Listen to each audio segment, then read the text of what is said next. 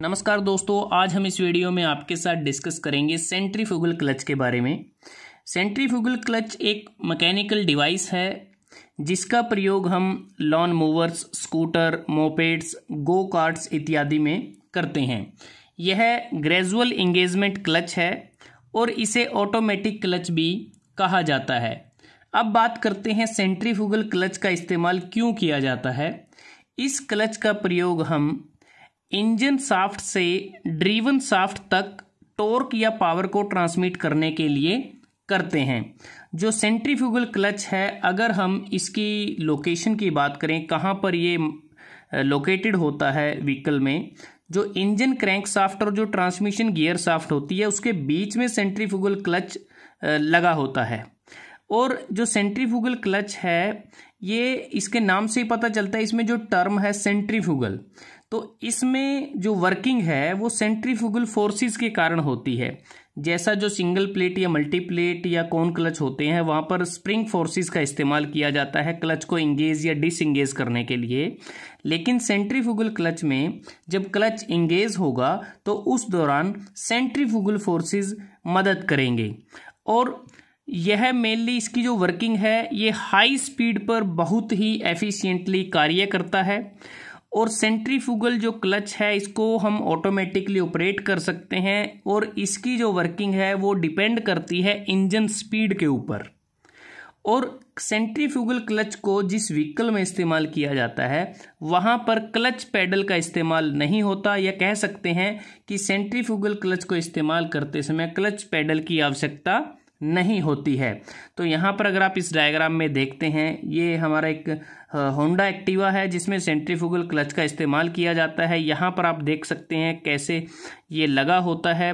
और ये इसका जो हमने दो पार्ट्स इसके दिखाए हैं, ये इसका जो ड्रम या केसिंग या कवर प्लेट है, और ये इसमें जो अलग अलग पार्ट्स हैं। तो सबसे पहले इसके पार्ट के नाम के बारे में जान लेते हैं कि सेंट्रीफ्यूगल क्लच में जो पार्ट हैं वो कौन कौन से होते हैं।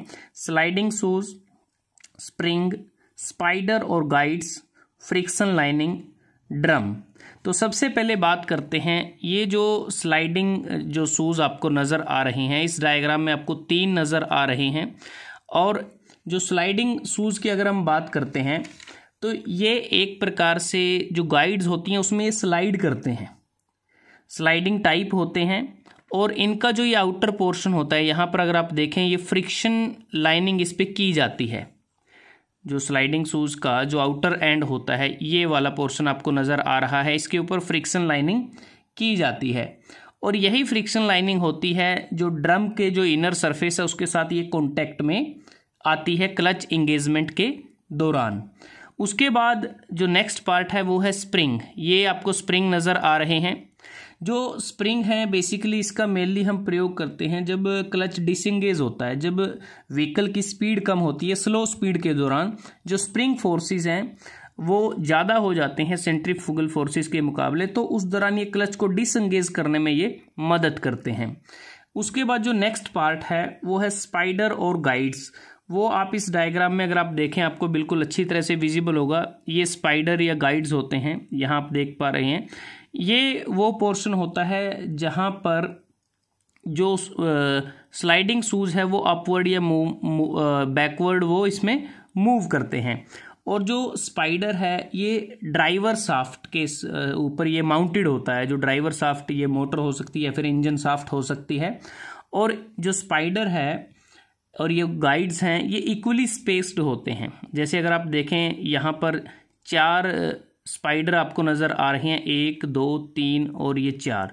और ये चारों क्या हैं, इक्वली स्पेस्ड हैं। इक्वली स्पेस्ड का मतलब है कि सभी एक दूसरे के साथ 90 डिग्री का एंगल ये बना रहे हैं। और इसकी प्रत्येक जो गाइड होती है उसमें एक स्लाइडिंग शूज उसमें स्लाइड करता है।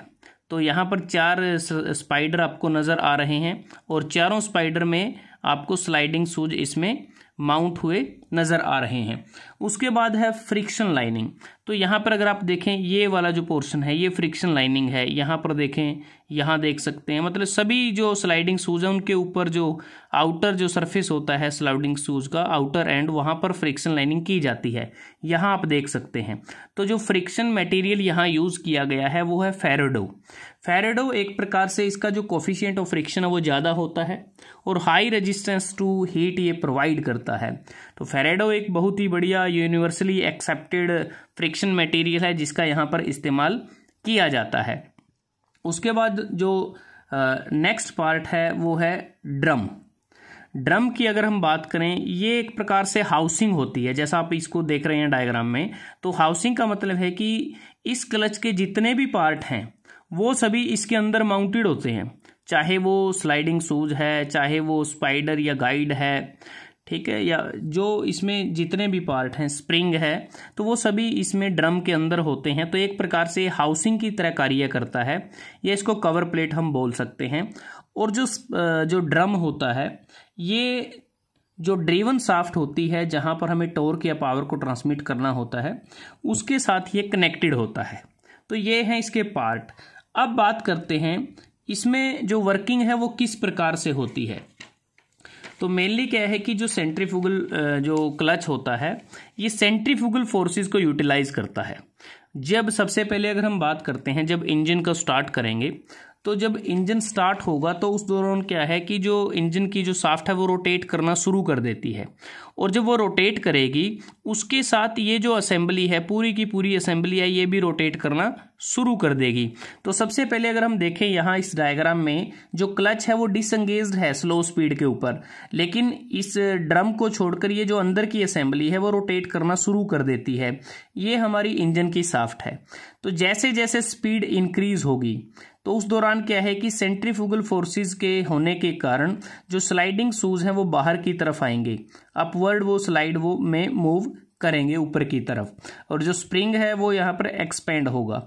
तो जैसे जैसे स्पीड बढ़ेगी तो जो डिजायर्ड स्पीड जो मेंटेन की गई है, जब वहाँ पर स्पीड पहुँच जाएगी तो होगा क्या कि ये जितने भी स्लाइडिंग शूज हैं इनका जो फ्रिक्शन लाइनिंग है वो ड्रम के इनसाइड सरफेस के साथ वो कॉन्टेक्ट में आ जाएगा, जिसके परिणाम स्वरूप ये पूरी की पूरी असेंबली रोटेट करेगी। मतलब कि पहले तो ये सिर्फ अंदरूनी पार्ट ही रोटेट कर रहा था, और जैसे ही ये स्लाइडिंग शूज ड्रम के इनर सरफेस के साथ कांटेक्ट में आए तो ये जो ड्रम है इसने भी रोटेट करना शुरू कर दिया है। और जो ड्रम है ये किसके साथ कनेक्टेड है, ये ड्रिवन शाफ्ट के साथ कनेक्टेड है।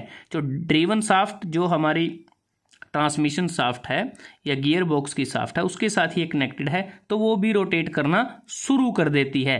तो इस प्रकार से टॉर्क या पावर का ट्रांसमिशन किया जाता है। तो अगर हम बात करें, जैसे ही स्पीड कम होगी, स्पीड कम होने से क्या होगा, जो सेंट्रीफ्यूगल फोर्सेस हैं वो कम हो जाएंगे और जो स्प्रिंग फोर्सेस हैं वो बढ़ जाएंगे। तो स्प्रिंग फोर्सेस क्या होगा कि इसको नीचे की तरफ वो बैकवर्ड डायरेक्शन में इसको ये पुल करने की कोशिश करेगा, और जिससे क्या होगा कि यही स्थिति हमारे सामने आ जाएगी, जो क्लच है वो स्लो स्पीड पे वो डिसएंगेज हो जाएगा।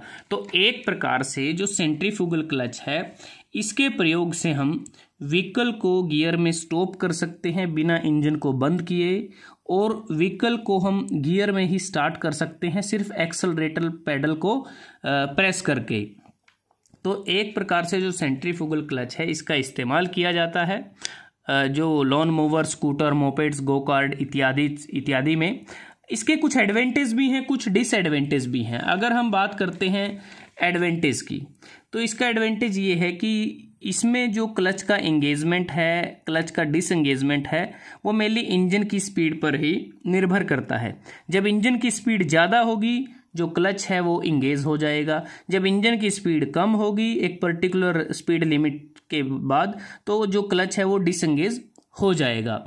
और ये जो क्लच है सेंट्रीफ्यूगल क्लच, इसकी जो कॉस्ट है अगर हम दूसरे क्लचेस के साथ कंपेयर करें तो इसकी कॉस्ट भी कम है, ये कम एक्सपेंसिव है, इसमें पार्ट भी कम होते हैं उनके मुकाबले, और इसकी जो सर्विसिंग या मेंटेनेंस कॉस्ट है वो भी कम होती है। और अगर हम बात करें इसमें जो कंट्रोल रहता है, जो इंगेजमेंट होता है क्लच का, वो स्पीड पर डिपेंड करता है इंजन की, तो इसलिए इसका लाइफ स्पेन भी इसमें ज़्यादा रहता है। और इसकी डिसएडवांटेज की अगर हम बात करते हैं, डिसएडवांटेज ये है कि इसमें ओवर हीटिंग की प्रॉब्लम आ जाती है, और ओवर हीटिंग के कारण जो पावर लॉस या टॉर्क का जो लॉस है वो हो सकता है, और इसमें स्लीपेज की भी प्रॉब्लम रहती है, जिसके कारण जो क्लच है वो डैमेज हो सकता है, और इसमें हम ज़्यादा टॉर्क को इसमें प्रोड्यूस नहीं कर सकते, क्रिएट नहीं कर सकते, और इसमें पावर लॉस भी ज़्यादा है। एप्लीकेशन की हम बात कर ही चुके हैं कि इसका प्रयोग हम स्कूटर, गो कार्ट्स, मोपेड्स, चैन सा, lawn movers, even chemical industries में मिक्सचर्स में इसका इस्तेमाल किया जाता है। इंडस्ट्रियल एप्लीकेशंस भी हैं, बोट्स में भी इसका इस्तेमाल किया जाता है। तो दोस्तों आज हमने इस वीडियो में आपके साथ डिस्कस किया gradual engagement clutch, centrifugal clutch के बारे में, कहाँ इसका इस्तेमाल होता है, इसमें क्या क्या पार्ट होते हैं, इसकी वर्किंग किस प्रकार से होती है। तो अगर आपको वीडियो अच्छा लगा, आप इसको लाइक कर सकते हैं, शेयर कर सकते हैं अपने दोस्तों के साथ, स्टूडेंट्स के साथ। जल्दी हाजिर होते हैं एक नए वीडियो के साथ, तब तक के लिए धन्यवाद। आपका दिन शुभ रहे।